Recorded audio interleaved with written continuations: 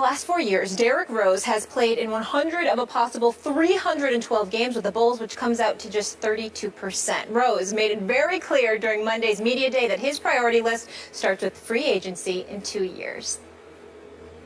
It's here, but when you talk about that much money, only thing you could do is prepare for it. We're trying to prepare not only myself, but my family, and doing this all is for my son. Like I said, I'm thinking about his future. Even though we're all right, we're comfortable. When you talk about that X amount of dollars, I think it raised everyone's eyebrows. So there's nothing wrong with being over prepared. Stephen A., are you okay with Derrick Rose talking about free agency right now?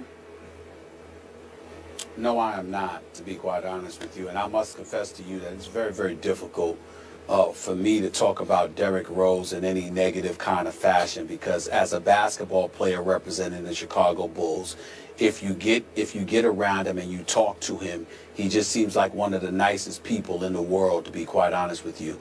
But when you listen to some of the comments that he makes, it makes absolutely no sense whatsoever.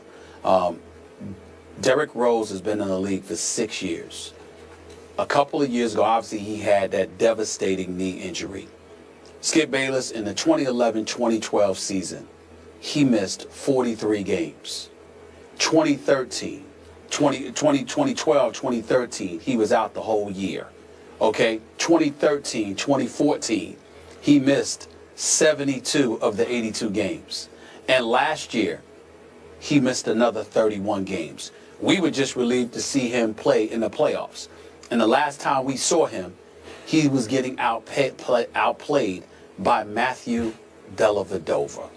True. So I'm sitting here and I'm saying, considering all of this and the fact that you got paid $93 million by the Chicago Bulls, I have no problem with him thinking about his future, thinking about the well-being of his family, etc. But you know something? We sit up here and let's think about the guys that we have been critical of in increments, in moments. Russell Westbrook, LeBron James, James Harden, not so much Kevin Durant, because we rarely say anything. I mean, who says anything negative about Kevin Durant? Carmelo Anthony. I mean, you look at these guys, Skip. They are rough riders. They go out there and compete and bring it every night. They don't cheat the fans. I don't care how much James Harden struggled the last time we saw him against Golden State. He played a hellacious game in Game 5 of that series, and there was games sporadically where he showed up. So, yeah, he didn't have the kind of series his talents demand, but he didn't cheat anybody. You know what I'm saying? This guy goes out there, he performs. Kevin Durant, when healthy, is an elite performer. LeBron James, I mean, please, what else is there to say about this guy in terms of his effort? We all know that Kobe Bryant was only out, you know, for the last 2 years because of devastating injuries. If Kobe Bryant could have played with any of those injuries, he would have. This guy doesn't cheat the game. Dwayne Wade, despite his myriad of injuries, always found a way to be ready come playoff time. The list goes on and on and on. You don't hear them talking like this because they know if they go out there and perform, everything else will take care of itself. Yet somehow, some way, without performing, largely due to health, of course, Derrick Rose has missed a large chunk of the last 3 NBA seasons of his career while being paid in excess of $16-17 million each season. And he's talking about looking forward to free agency and his future with a couple of years left. It just seems to me that he doesn't appear to have the focus that an elite championship caliber player is supposed to have. I know he has the talent when healthy. I'm not questioning that. And I know he goes hard when he's out on the court. But this attitude that he seems to verbalize, if I'm the organization and I'm hearing that from him, I got to call him to the office and sit him down and have a long conversation with him about a fan base that's out there and about some rough riders who are his contemporaries in the NBA and say to him, do you see what they're doing? And at this juncture, they're enjoying more success than you. Do you not get it? Because he doesn't seem to get it right now. And I'm saddened by that, because I do believe, again, I don't know him personally, because I know he's had some issues, and I'm not here to comment about that. But the Derrick Rose that I know, that I've met, that I've spoken to in a Bulls uniform at the United Center, seems to be one of the nicest dudes I've ever met, and it's almost impossible to root against him. I just don't understand why he keeps saying this kind of stuff. Because if I'm that Chicago fan base, which is phenomenal, it is, I'm incredibly upset by these comments. I am so with you and then some on this issue.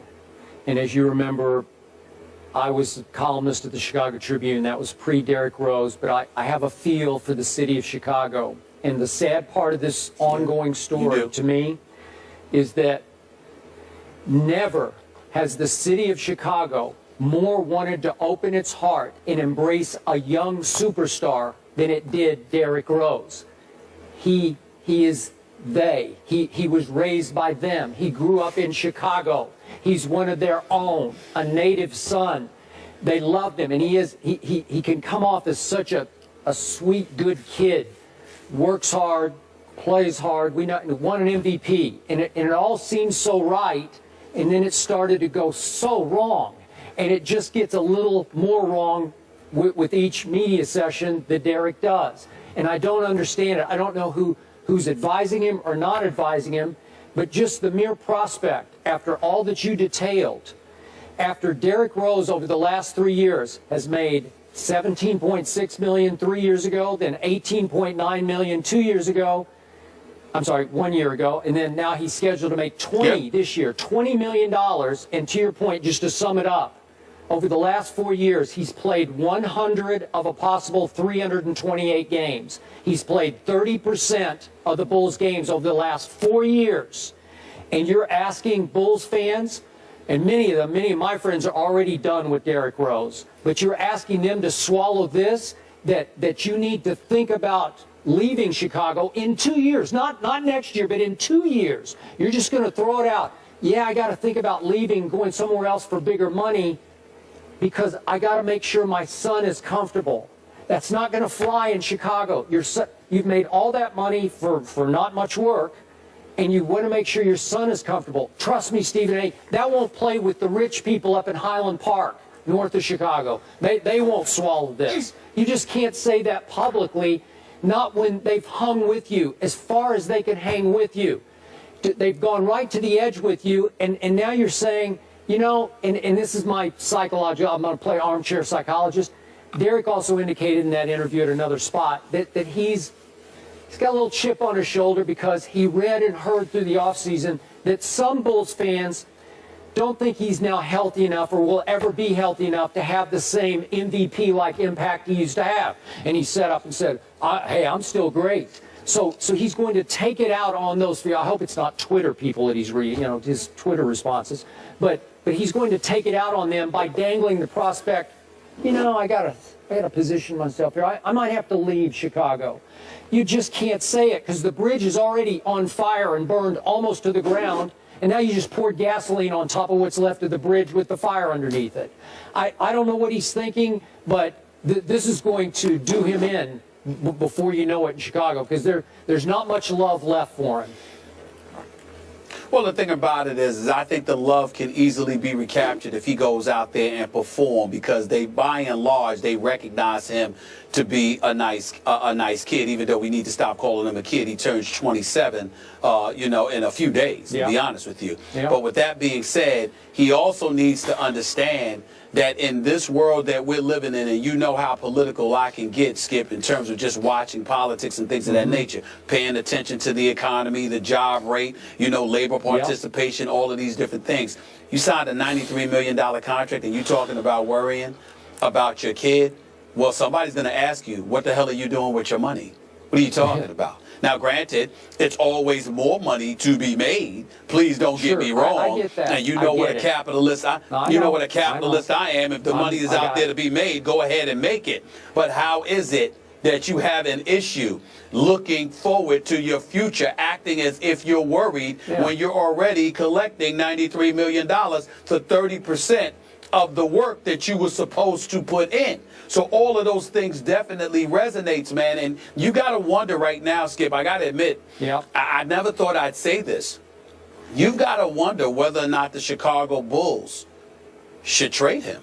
And I'm not talking about immediately. I'm talking about trade him when his value elevates, because if you're giving indications that you may not want to be here, and there's a place that you can go where we can get the right comparable kind of value for you, that is something they might want to consider, because he is being paid like a franchise player. But if he's not going to act like it, like somebody who wants to be the face of the franchise and to be here for years to come, it's Chicago, man. It's the house Jordan built. You got to get somebody in there that wants to be there. I'm with you. Can I ask one question before we go to break? Obviously, he's asked about free agency. How would you have liked to see him handle that? To just say, I'm not focused on that. We're trying to get past Cleveland, and I'm trying to stay healthy first. Just don't address it? Absolutely, Molly. Absolutely, Molly, because there's no excuse for it, not only because it's 2 years away, but because of what you know you haven't been able to give due to injury. Considering that you homegrown, the level of affection you feel you have expressed that you have for the locals, because you are one of them. I didn't hear him talk about leaving, Skip. I heard him talking about free agency, looking forward to getting paid. But the first order of business is to produce. And you can't produce if you don't show up to work every day. It ain't his fault that he didn't show up to work, because obviously he got hurt. And that's legitimate. No, I got it. But you don't come off of that. Remember, we didn't see him injured and then he's back now talking. The last time we saw him, he was playing healthy and got outplayed by a third-string point guard named Matthew Dellavedova. Now, that's just embarrassing. That's just embarrassing. Okay, so maybe not the right way to handle things there for Derrick Rose, even if it is some naivete with media savvy.